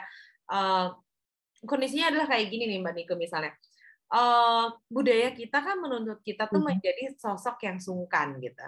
Tapi kita tahu nih ilmunya gitu. Kita tahu nih ilmu bahwa ya kalau lu nggak enak sesuatu ya bilang aja, karena kita nggak bisa terus-terusan jadi people pleaser buat orang lain, mengiyakan bahwa kita tuh nggak gitu. Saya tuh nggak mau kayak gitu, tapi mau nggak mau kita harus iya dan lain sebagainya. Apalagi kan kita belajar tentang gimana nih cara sebelum kita bisa self care, sebelum kita ngasih set boundaries, sebelum kita mulai dan lain sebagainya, itu kan merupakan bagian-bagian dari self love, perjalanan melalui proses self love gitu. Nah, apa sih yang harus pertama kali banget nih Mbak Nike yang dilakukan gitu, biar kita bisa menemukan konsep bahagia? Ini agak-agak susah gampang gitu ya. Karena kan kita bicara self love, kalau orang sudah self love berarti artinya secara nggak langsung dia sudah menemukan kebahagiaan. Kebahagiaan di sini tuh mungkin dia lebih tenang ketika menghadapi satu masalah, nggak meledak-ledak gitu ya. Terus kemudian juga dia sebelum bertindak juga memikirkan sesuatu nih, baik berbicara ataupun bertindak, dia mikirin lagi nih, oh mungkin tindakan saya ini kalau kayak A akan berdampak ini, B akan berdampak ini. Nah, menurut Mbak Nike sendiri nih, kira-kira apa dulu nih yang harus dilakuin? Masalahnya adalah udah habis ikut talk show ini nih, aku yakin nih masuk telinga kanan nih, keluar telinga kiri gitu. Tadi udah diajari sama Mbak Nike, caranya harus A, B, C, D. Ya ini caranya gampang. Udah dilakuin. 1 hari, 2 hari lupa, 3 hari males, 4 hari iya udah nggak pernah dilakuin lagi gitu. Nah itu gimana tuh Mbak Nika kira-kira apa yang harus dilakuin? Oke. Bener banget ya. Kadang kita tuh merasa, aduh gimana ya caranya bahagia gitu ya. Karena bahagia tuh luas, tinggi gitu ya. Dan tapi memang bisa dicapai. Jadi bukan berarti terus mustahil, itu enggak. Itu bisa kita temui dan apa ya, kebahagiaan orang satu dengan yang lain mungkin bisa berbeda gitu ya. Jadi memang dalam proses perjalanan self love itu kan artinya mencari diri sendiri gitu ya. Jadi mencari kebahagiaan ala diri kita atau kebahagiaan otentik lah istilahnya begitu. Nah, untuk betul-betul bisa ngelakuin ini gitu ya. Nomor 1 tadi sebetulnya sudah saya tanyakan tadi dia di proses. Sudah niat atau belum gitu ya. Karena niat itu number 1, itu motivasi gitu ya. Kalau di teori psikologi itu motivasi untuk berubah. Kalau kita memang tidak punya niat atau niatnya itu 50% gitu ya, komitmennya hanya segitu, kita nggak mengerahkan diri seutuhnya untuk berproses atau melakukan perjalanan, itu ya gampang tadi. Mungkin 2-3 hari ya lupa gitu ya, atau geser perhatiannya, atau yang tadinya sudah seminggu semangat, wah ternyata gitu. Tadi sudah saya sampaikan juga bahwa terus maju itu penting gitu ya, karena ya pasti akan ada hari-hari seperti itu gitu ya, tantangan-tantangan, ada hari-hari yang berat, kita capek fisik, itu ngaruh ke emosi. Nah makanya yang nomor 1 kalau kita punya niat itu jadi ingat lagi, at least ingat aja, oh iya ya kan kemarin aku udah ngelakuin ini. Nah kalau niat tuh gitu biasanya, jadi apa ya, otak itu sudah punya kaitan gitu loh, punya memori. Karena memori itu kuat gitu ya. Kalau kita punya motivasi yang tinggi atau punya niat, itu pasti nanti kita akan diingetin lagi. Jadi itu yang nomor 1. Kemudian supaya kita bisa konsisten gitu ya. Tadi pertanyaannya itu ya Teh, apa yang bisa buat kita konsisten gitu ya, terus menerus gitu ya. Nah itu perlunya dicatat. Mbak Nika, karena kata niat ini tuh susah-susah gampang nggak sih? Kata niat, oke nih. Iya. Niat tuh susah-susah gampang, kayak aku hari ini harus belajar gini. Oke, udah nih niat nih Mbak Nika, setengah mati. Tapi aduh ke distract nih soal kerjaan ini, aduh ke distract nih disuruh ini dan lain sebagainya, daripada ya mana nih niatnya gitu. Jadi aduh ini tuh kayak bukan aku aja ya teman-teman, kayaknya semua teman-teman yang ada di Zoom room ini benar-benar merasakan hal yang sama juga gitu. Nah itu gimana? Udah nih aku journaling nih, tadi kata Mbak Nika harus journaling, tulis apa aja yang dilakuin. Udah ditulis, tapi tetap aja yang ada yang ke-skip gitu, tetap aja nggak terlaksana. Itu gimana tuh Mbak Nika?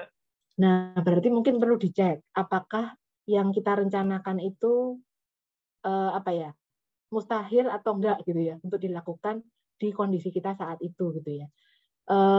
Jadi memang katanya nih kondisi terbaik untuk journaling itu di hari yang sama gitu ya, pagi gitu ya. Jadi bukan kemarinnya, bukan tadi malamnya, kecuali memang kita scheduling untuk nanti misalnya deadline pekerjaan, nah itu kan mau nggak mau lebih baik di awal gitu ya. Jadi misalnya 2 minggu lagi gitu deadline-nya. Tapi untuk day to day to-do list gitu ya, atau mungkin day to day apa yang harus kita lakukan, itu memang di pagi hari itu yang paling baik, karena kita bisa check in sama diri sendiri. Aku hari ini bangun dengan kondisi kayak apa ya? Apakah sudah oke, atau mungkin sudah dari awal udah capek sebetulnya. Jadi lebih realistis gitu ya, membuat to-do list hari ini mau ngapain. Kalau mungkin di hari-hari kita fit, sehat, bahagia gitu ya, atau semangat gitu, motivasi tinggi, kita bisa lakukan 7-8 to-do list misalnya. Oke, berarti hari ini karena aku capek perlu disesuaikan. Oke, yang mana? Kayak misalnya tadi kalau perjalanan mindful, hari ini waktunya ngelakuin mindful eating, mindful breathing, mindful walking misalnya. Oke, 1 aja deh yang pasti aku lakuin, apa? Makan misalnya. Atau makan ya aku pengen nonton YouTube gitu ya. Hiburan juga, ya wes, makan nggak apa-apa deh, mandi dulu deh gitu. Jadi kita tuh nggak jadi memukul diri atau jadi nyeples diri sendiri gitu loh. Apa ya nyeples gitu, memukul ya. Iya, nge-push kali ya, nge-push banget ya, kita kali ya, nge-push ya. betul, nge-push gitu ya, bukan hanya mendorong tapi betul-betul mendesak gitu ya, harus gitu. Karena memang kondisi kita pasti akan up and down, nggak mungkin, kita bukan robot masalahnya, jadi pasti ada naik turun seperti itu, nggak apa-apa. Nah, tapi kan paling tidak feedbacknya adalah, oh aku tetap ngelakuin kok PR mindful misalnya, nggak apa-apa, dari misalnya direncanakan kalau sehat itu walking dan tiga-tiganya dilakukan semua, ya udah satu aja sudah cukup. Itu juga akan feedback yang baik buat kita gitu ya. Gitu. Wah, mantap banget jadi ya itu Mbak Nike. Membantu supaya kita tetap feel good. Tetap feel good gitu. Bener-bener banget. Atau kalau punya support Kenapa? Kalau punya support atau teman seperjuangan tadi, itu bisa pakai body system, jadi ngingetin misalnya. Karena motivasi itu bisa datang dari orang di sekitar kita, makanya kan cari yang jangan yang toksik gitu ya, cari yang sama-sama kalau bisa juga lagi self love, lagi melakukan perjalanan self love juga. Jadi bisa saling ngingetin, atau mungkin bisa ngelakuin bersama-sama, itu membantu loh. Jadi ya kita nggak ngerasa sendiri, itu penting sebetulnya memang. Gitu. Gitu sih. Parah bener banget. Merasa jadi aku di bulan pertama tuh aku kerjaannya nangis terus, nelpon ibu bapak karena ngerasa kayak aduh ini negara bener-bener gak bisa bahasa Inggris, jadi kayak mau beli makan tuh kayak pusing, terus kayak belajar juga setengah bahasa Cina setengah bahasa Inggris, yang aku tuh di Indonesia nggak bisa bahasa Cina sama sekali gitu, jadi kayak, dan dalam 2 bulan tuh harus bisa ngomong bahasa Cina, harus bisa baca tuh kayak stres banget kan. Iya. Bahasa Cina adalah bahasa paling susah di dunia gitu ya. Jadi kayak betul banget. Kata gue kayak ya udahlah, bener banget tadi body itu penting banget gitu ya teman-teman. Kalau misalnya sekarang kayak ngerasa punya teman yang nge-support teman-teman selama ini, baik secara mentality atau misalnya dalam kehidupan sehari-hari, penting banget untuk dijaga. Karena aku ngerasa bahwa ketika kita jauh dari orang-orang yang menurut kita nggak penting gitu, maksudnya biasa aja gitu ya, ternyata tuh mereka sangat berarti dan penting banget loh ketika kita udah jauh dari mereka gitu. Ketika bener, ini beda banget, akan beda banget ketika ketemu orang baru yang mungkin dia mau jadi teman kamu, tapi itu akan beda banget rasanya gitu, sangat-sangat beda. Dan tadi ini relate dengan yang mau ditanyain sama Mbak Binga. Tadi Mbak Binga direct message nih ke aku, sama ya, tadi pertanyaannya adalah bagaimana supaya kita bisa konsisten dan menjalannya. Tadi udah terjawab banget sama Mbak Nike. Apalagi nih kadang di awal-awal kita antusiasnya 100%, lama-lama udah jadi 10%. Betul. Ya, tapi itu kalau terjadi ya jangan memukul diri terus, wah nyesel dah, nggak usah dah gitu, mutung ya istilahnya itu, mutung gitu tengah. Nggak apa-apa ya, itu kan berarti tadi istilahnya tuh kita jatuh gitu ya dalam perjalanan, jatuh tertimbun debu gitu ya, nggak apa-apa, kita selalu punya pilihan buat sendiri. Iya betul, nggak apa-apa. Jadi kadang tuh kalau ada yang seperti itu tuh langsung spiral down gitu ya, makin ketarik ke bawah. Nah, kalau kita tuh punya ruang, nah tadi yang Teh Siva tanyakan, gimana caranya kita bisa ngontrol gitu ya, jadi nggak otomatis misalnya, akhirnya jadi meledak-ledak, atau mungkin makin makin tertekan gitu misalnya. Nah, itu kita perlu punya ruang untuk memproses diri sendiri dulu gitu ya. Jadi mindfulness itu tujuannya ngasih kita jeda, ngasih kita ruang supaya kita bisa memilih gitu. Jadi nggak otomatis responnya.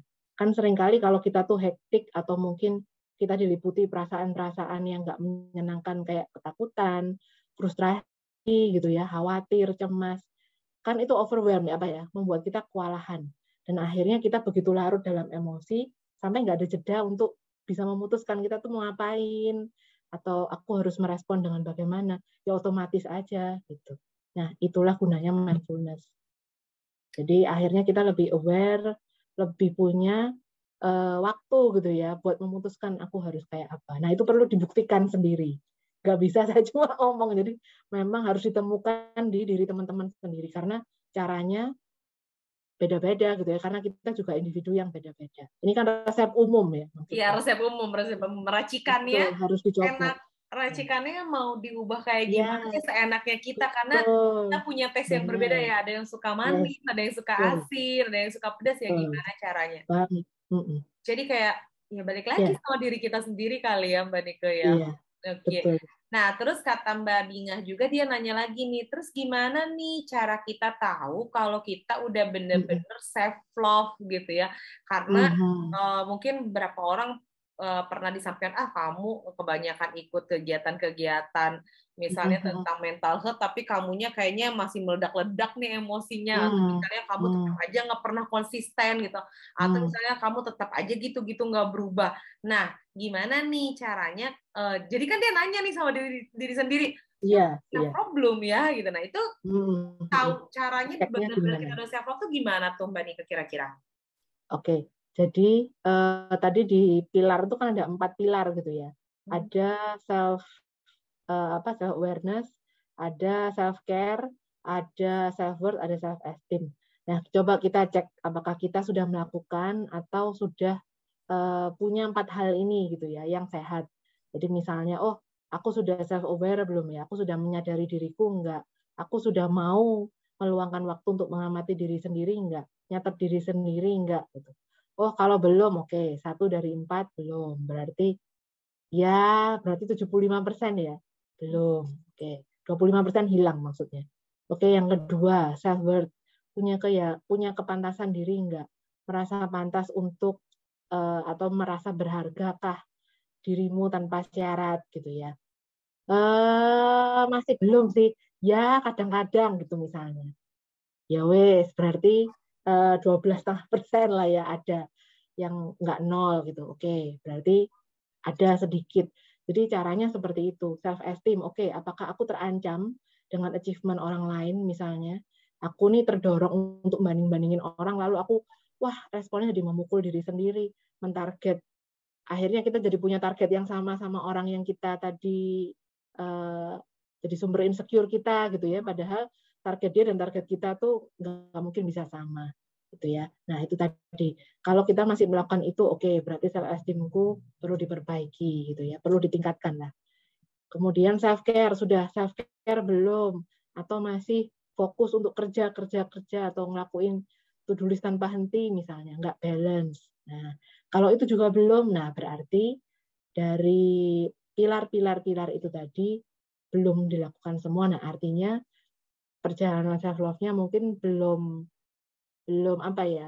full gitu ya. Mungkin ya karena masalah motivasi, atau mungkin kita punya beban-beban trauma misalnya gitu ya. Jadi punya dibesarkan dengan banyak standar-standar tadi itu. Nah, itu yang jadi penghalang biasanya. Gitu. Nah, itu yang nanti mungkin perlu dibantu ya. Karena kadang ya kita manusia makhluk sosial nggak bisa solving beban yang berat sendirian. Pasti kita butuh bantuan. Gitu.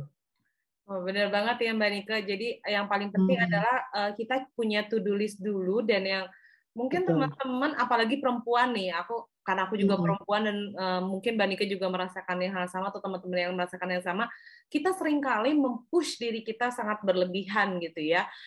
Dalam artian ya seperti yang disampaikan, bahwa kita merasa bahwa rumput tetangga itu lebih hijau dari punya kita, tapi kita lupa untuk siram punya halaman kita gitu ya. Jadi misalnya kita ngebandingin, nge-compare teman kita, dia kok pinter banget ya di kelas, kok dia bisa, kok aku enggak ya gitu. Ya bisa jadi temennya selalu nyiram tanamannya tiap hari gitu ya. Kita lupa sama rumput di depan rumah kita, atau kita lupa sama diri kita karena kita satu kebanyakan nge-scroll media sosial, terus ngelihat pencapaian temennya, atau dua bisa jadi pas ngelihat di lingkungan sekitar kita, kok teman kita bisa A B C D, kok aku stuck di sini. Nah, kita lupa nih sama rumput yang ada di halaman rumah kita.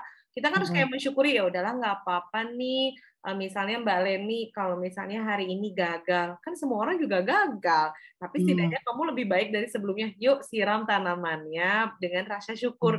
Gitu nggak sih Mbak Nike? Kalau aku sih mikirnya kayak gitu. Jadi aku juga sama karena ngerasa paling bodoh di sini gitu. Jadi kayak oke, Iya. aku paling bodoh ini gimana gitu, tapi kayak oh ya udah nggak apa-apa, tapi setidaknya Sifat terima kasih ya karena Betul. kamu udah lebih baik gitu. Kamu sekarang udah bisa ngomong bahasa Cina, udah bisa nulis bahasa Cina, udah bisa dan lain sebagainya gitu. Tapi meskipun teman-temanku udah kayak mereka dari Indonesianya tuh atau di negara masing-masing udah belajar, aku nggak sama sekali, aku bener-bener di sini gitu. Jadi kayak ya oke gitu, jadi nggak apa-apa gitu meskipun ngerasa paling bodoh ya. Mungkin teman-teman juga ngerasa bahwa kok saya tertinggal banyak hal atau tertinggal kok saya belum nikah ya, kok teman-teman yang lain gampang banget dapat pekerjaan atau kok teman-teman yang lain hubungan asmaranya lancar-lancar aja ya, atau misalnya yang lain banyak hal kayaknya Mbak Nika, tapi ya it's fine gitu, setidaknya kita compare-nya bukan dengan orang tapi dengan diri kita. Makasih loh.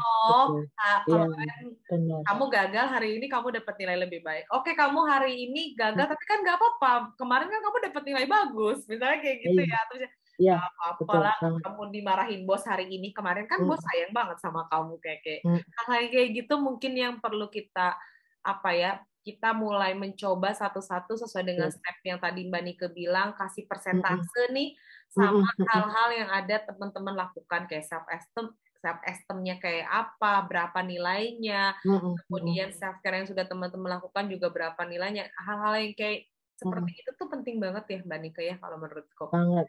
Iya, betul. Deep banget nih buat pengalaman teman-teman gitu ya, apalagi yang sekarang mungkin lagi ada masalah dengan pasangannya, dengan temannya, dengan keluarganya, dengan teman kerjanya, roommate-nya gitu kayak tadi Mbak Ambar bahwa ya udah nggak apa-apa hari ini berantem, ya nggak apa-apa hari ini kesel, tapi ini bisa jadi cerita dalam hidup kita satu kayak betul. kita. Banget. Jadi besok aku nggak kayak gitu karena dia nggak sama kayak aku kayak gitu. Jadi hal-hal kayak gitu yang mungkin perlu kita latih. Mohon maaf nih ngomong kayak gini juga yang ngomong belum tentu bisa secanggih itu gitu. Aku juga masih belajar kok teman-teman. Jadi tenang aja gitu ya. Jadi aku bukan so tahu tapi aku juga lagi kayak ngomong buat diri sendiri juga. Oke, nah ini ada pertanyaan dari Mbak Dita nih, kita lanjut karena masih ada beberapa pertanyaan yang masuk juga. Mbak Dita nanya nih Mbak Nike, gimana ya cara menyampaikan bahwa kelebihan dan kekurangan itu pasti akan seimbang gitu ya. Kalau saya merasa lebih banyak kekurangan dan nggak punya kelebihan, itu gimana ya Mbak? Takutnya nih, ya saya udah datang ke psikolog banyak, saya udah ikut acara-acara kesehatan mental banyak, kok sampai sekarang saya tuh masih ngerasa bahwa saya tuh kurang aja, nggak ada lebihnya gitu. Nah itu gimana nih caranya Mbak Nika kira-kira? Monggo dijawab Mbak Nika. Oke, terima kasih pertanyaannya ya Mbak Dita.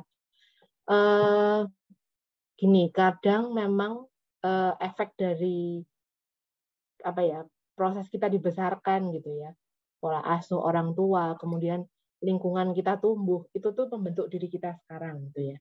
Nah, apa yang kita rasakan ketika kita kecil itu juga mempengaruhi konsep diri gitu ya. Konsep diri termasuk balancing antara kelemahan dan kelebihan. Kita menilai diri soalnya kan ya dalam proses pertumbuhan itu, aku tuh bagaimana, aku dibandingin orang lain bagaimana.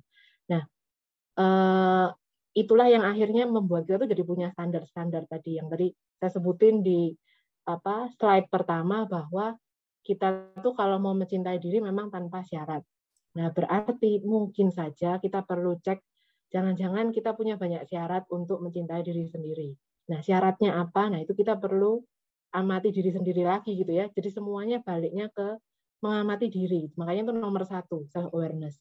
Standar apa yang dulu pernah dididikan ke kita. Jadi misalnya, ada keluarga-keluarga yang mementingkan akademis misalnya, prestasi akademis. Jadi kalau saudaranya banyak, semuanya pinter-pinter gitu ya, semuanya juara, semuanya punya kontribusi besar di bidang masing-masing misalnya. Nah, kita enggak. Nah, itu kan tentunya bisa dipahami kalau dia ngerasa kecil gitu ya.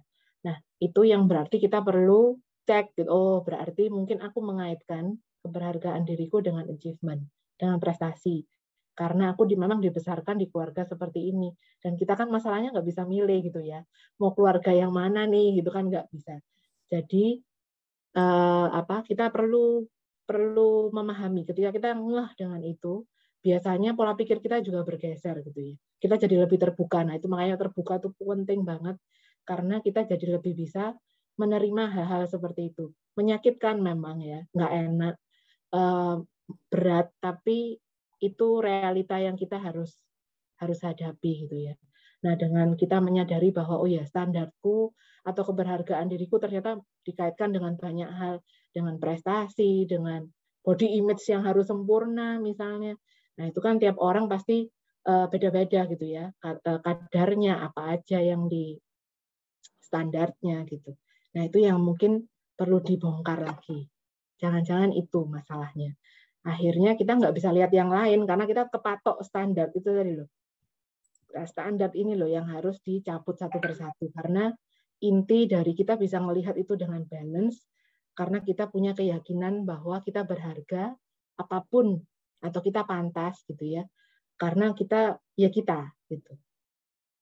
Tes sifat sebagai dirinya tes sifat, Nike sebagai Nike gitu ya, Mbak Dita sebagai Mbak Dita.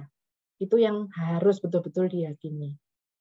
Gitu. Jadi ya semoga nanti dengan berproses bersama konselor gitu ya, bersama profesional yang lain itu bisa dibongkar, bisa ditunjukkan juga. Dan ketika itu dibeberkan gitu ya, kadang-kadang dalam proses konseling itu ada pembeberan begitu ya, dibongkar satu persatu. Nah, itu kita perlu cermati, perlu mau menerima itu. Itu permulaan dari bisa menerima diri soalnya. Gitu Mbak Dita dari saya. Semoga menjawab ya Mbak. Waduh, bener banget ya. Kita harus menerima diri kita dengan utuh terlebih dahulu karena secara nggak langsung memang culture atau lingkungan kita yang membesarkan kita yang mungkin lebih banyak. Betul. Ya, relate banget sih Mbak Dika karena mungkin culture, aku nggak menyalahkan culture di kita, tapi memang tiap negara beda-beda gitu ya, termasuk di Indonesia. Betul. Dengan ragam budayanya yang memang kita harus mulai paham bahwa untuk bisa memahami itu semua ya stop comparing. Jadi kalau misalnya kayak aku nih sering dibandingin sama kakak-kakakku ya, someday kalau aku menikah ya aku nggak akan meng-compare itu. Jadi biarkan budaya itu juga tetap tumbuh, tapi juga tidak menjadikan kita orang yang jauh dari budaya ya, tapi kita kasih boundaries yang jelas nih gitu ya. Ini boleh, ini nggak boleh dan lain sebagainya. Jadi mudah-mudahan Mbak Dita habis ini bisa terus bisa cinta sama dirinya dan merasa bahwa yang tadi saya bilang stop untuk lihat rumput orang lain. Iya, sudah waktunya kita siram nih dengan rumput kita bahwa Mbak Dita adalah seorang yang sangat berharga, punya pencapaian yang sama besarnya yang mungkin orang lain iri juga ngelihatnya. Betul. Gitu. Padahal ya karena kita sibuk dengan apa yang kita lihat dari orang lain. Jadi semangat ya Mbak Dita, mudah-mudahan Mbak Dita bisa terus tumbuh dan bisa makin self love dengan dirinya, itu yang paling penting. Atau mungkin dari Mbak Dita ada yang mau ditanggapin dulu nggak kira-kira Mbak Dita? Monggo Mbak Dita. Ayo Mbak Dita, kira-kira Mbak Dita ada mau ditanggapin dulu nggak tadi dari jawaban yang disampaikan sama Mbak Nika? Nggak ada? Cukup kok. Cukup kok Mbak. Mbak Dita. Oke, thank you. Nah, dari Mbak Dita cukup. Terus ada lagi nih yang nanya dari Mbak Lona. Dia nanya nih, gimana nih Mbak Nike caranya menciptakan lingkungan yang aman dan nyaman buat laki-laki terbuka dengan emosinya? Oh, maksudnya mungkin gimana nih caranya supaya laki-laki tuh bisa menyampaikan perasaannya? Karena kan tadi yang disampaikan di awal, kalau misalnya laki-laki itu berada dalam yang namanya toxic masculinity, yang dimana ya dia tuh nggak boleh sedih, harus terlihat tegar, kuat. Kalau emosional atau main tangan misalnya dan lain sebagainya, dia nggak layak dia dapat pasangan gitu atau dan lain sebagainya. Sehingga si laki-laki ini tuh ya dia harus terus menutupi perasaannya bahwa saya nggak suka, saya marah, saya bola itu. Gimana nih caranya menciptakan lingkungan yang aman tersebut buat laki-laki supaya bisa terbuka dengan emosinya. Jadi ya nggak apa-apa kamu sedih nggak, kamu tuh bukan cengeng kok, kamu tuh bukan laki-laki gitu kan, yang bilang kalau bukan laki-laki, enggak, kamu laki-laki. Nah itu gimana tuh caranya Pak Nika kira-kira? Oke. Jadi yang pertama, sediakan ruang gitu ya. Memang tidak mudah karena kita berelasi dengan orang lain tuh itu kan di luar kendali kita gitu ya. Apa yang dikatakan dia, apa yang dilakukan itu semua keputusannya bukan keputusan kita. Tapi bukan berarti kita nggak bisa support dia gitu ya.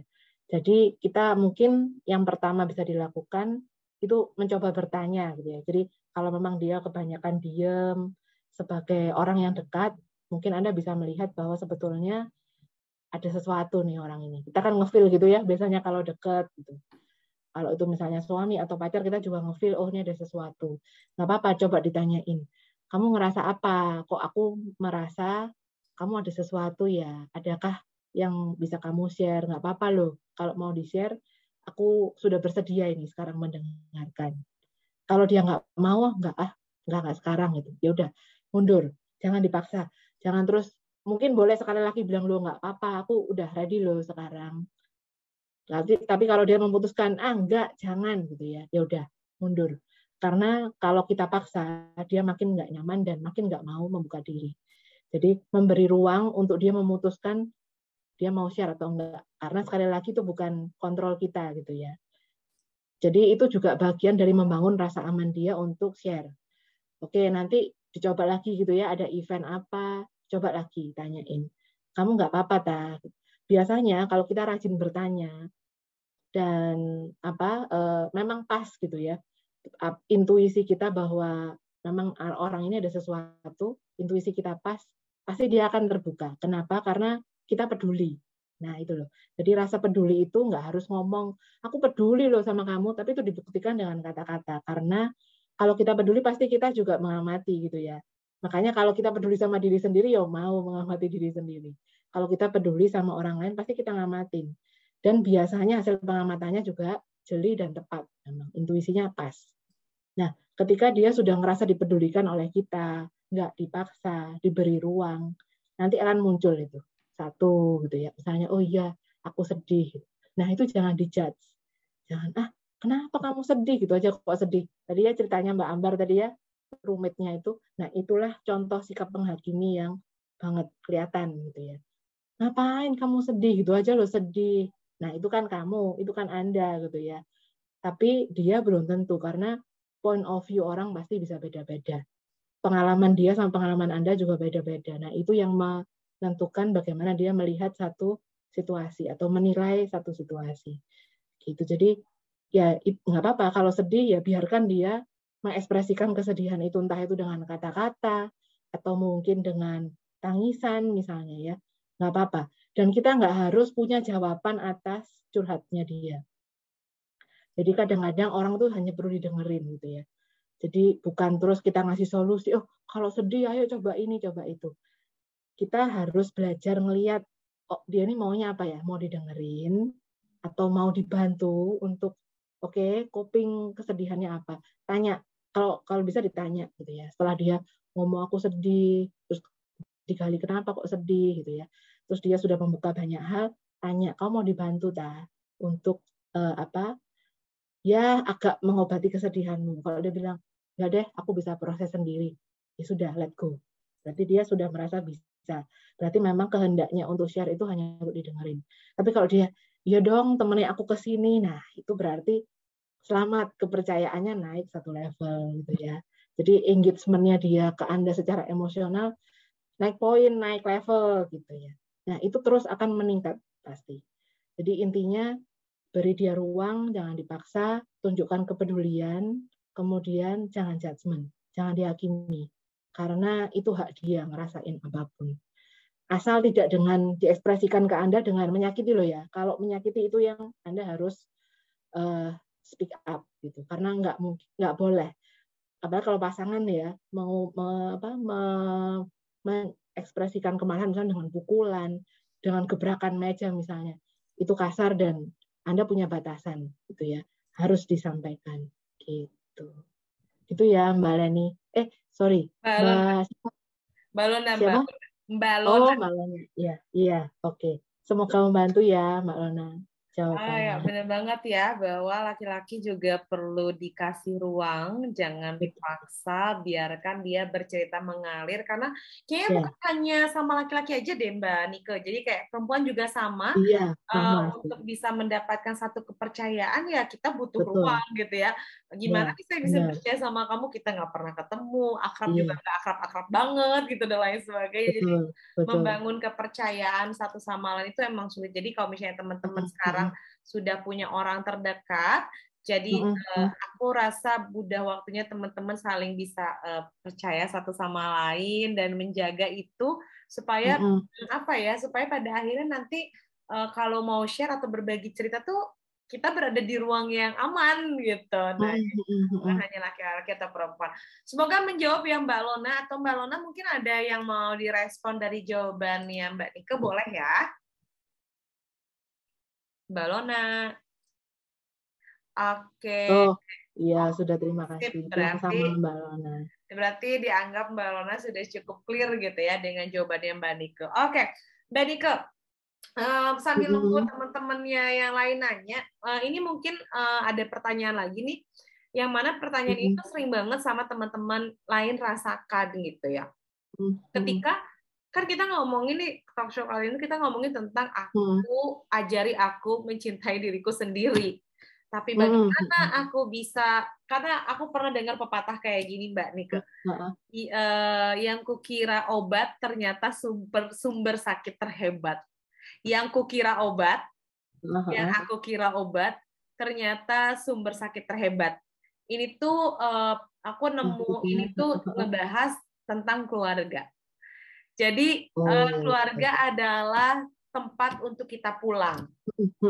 Keluarga adalah tempat kita untuk pulang. Pulang tuh bukan hanya pulang secara fisik aja, tapi pulang secara mental, pulang secara pikiran dan lain sebagainya gitu. Kita berharap ketika kita pulang, kita bercerita, banyak orang yang keluarga kita tuh nge-support kita gitu ya. Misalnya nggak dapat nilai IPK yang bagus, atau misalnya akhirnya gagal menikah, atau misalnya memilih resign gitu ya. Dikala orang-orang susah cari kerja, kita malah milih resign. Atau misalnya kita memutuskan menikah dengan pasangan yang orang tua tuh nggak suka-suka banget gitu. Jadi pas kita mau cerita tentang rumah tangga kita, orang tua kita tuh kan dibilangin jangan nikah sama dia. Oh, itu sering banget kita terjadi. Kamu ngurus anak aja nggak becus, ngurus anak tuh bukan kayak gitu, bla bla bla. Nah, pada akhirnya, atau misalnya tadi, alah kamu tuh bodoh banget sih, lihat nih tantenya ini, anaknya tante ini dia tuh pinter banget, bla bla bla. Terus ya, aduh kamu tuh resign ya, ngapain, orang susah cari kerja gitu. Atau kok kamu kerja nggak naik-naik jabatan sih, kok gajinya segitu-gitu aja. Wah, kayaknya bercerita terhadap keluarga itu adalah sesuatu hal yang tadi saya bilang gitu ya. Yang kukira obat ternyata sumber sakit terhebat. Artinya yang saya ngerasa bahwa berada dalam satu keluarga ini adalah jadi sumber sakit saya yang terhebat gitu. Padahal saya berharap rumah adalah tempat saya bisa pulang, bukan hanya secara fisik, tapi secara pikiran dan mental juga. Karena ya gimana aku mau mulai nih cinta sama diriku sendiri, ternyata obat yang aku harapkan itu bukan obat gitu. Nah itu gimana nih Mbak Nika kira-kira? Jadi banyak juga teman-teman yang lain merasakan hal yang sama, supaya aku pengen self love tapi orang di sekitar aku, inner circle aku, keluarga gitu, itu nggak bisa bikin aku jadi self love. Gimana tuh Mbak Nika? Oke, ini sebetulnya ada kaitan lagi sama batasan ya kan. Kita ngomongnya memang sudah dewasa ya. Asumsi saya kan ini sudah dewasa, sudah bisa punya prinsip sendiri, punya pilihan sendiri, bisa berproses sendiri gitu ya. Tentunya ketika kita menilai memang yang tadi kita harapkan sebagai obat tapi jadi sumber sakit terhebat, nah itu kan menyakitkan pasti ya.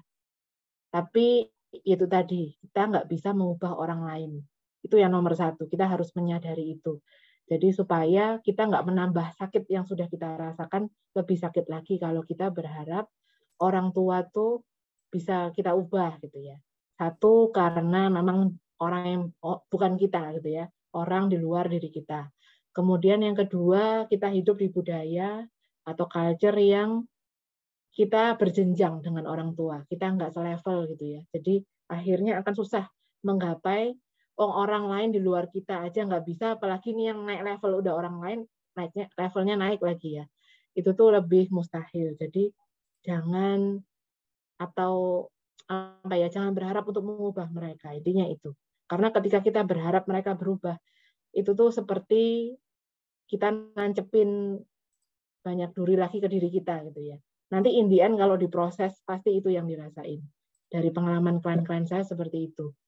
Itu nomor 1. Kemudian yang kedua, berhenti untuk mencoba membuat mereka lebih baik gitu ya. Jadi maksudnya stop trying to please them. Jadi jangan terus karena menyenangkan orang tua kita jadi mengubah-ubah keputusan kita gitu ya. Padahal sebetulnya pertimbangan kita nggak begitu, keputusan kita mungkin juga tidak seperti itu. Tapi karena kita mau nyenengin orang tua, akhirnya jadi berubah haluan. Gitu. Biasanya itu. Nah, itu nanti akan jadi sebetulnya di dalam diri kita tuh banyak emosi-emosi lain yang entah itu ngerasa terpaksa, tadi ya saya sudah menyampaikan terpaksa, sedih, kecewa dengan diri sendiri, frustrasi gitu ya. Nah, itu yang nanti jadi PR jangka panjang malahan. Jadi kita perlu membuat batasan karena kita sudah dewasa.